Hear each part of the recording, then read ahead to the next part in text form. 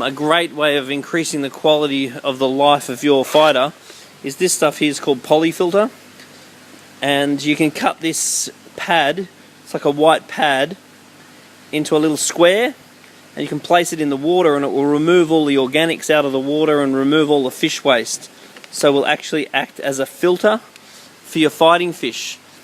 and eventually the polyfilter will turn black, and that means that it's sucked out all the organics and actually polished the water, removed all the fighting fish's waste. The other thing too to consider is throwing a few of these things in the bottom of the container with the fighting fish, because what this will do is allow the growth of parallel denitrifying bacteria within the fighting fish container. So just by simply dropping a couple of these into the tank itself, that's going to help stimulate the growth of good bacteria. So growing good bacteria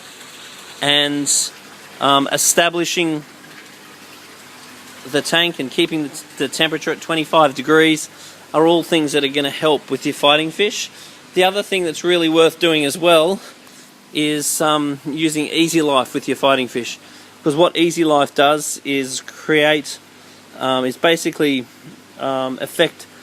the molecular structure of your water, so it holds in solution all the good stuff and drops out all the bad stuff, helps to keep the oxygen level nice and high,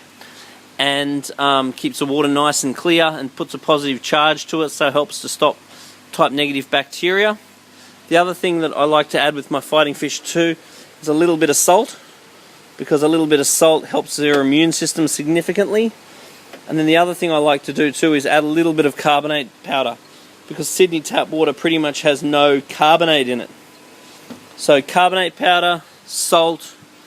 the Easy Life is also going to act as a water ager. And then it's really important what food you select as well.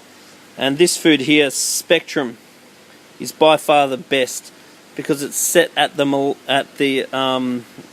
absorption rate of the fish, so all the right nutrients and vitamins and all the rest of it is absorbed.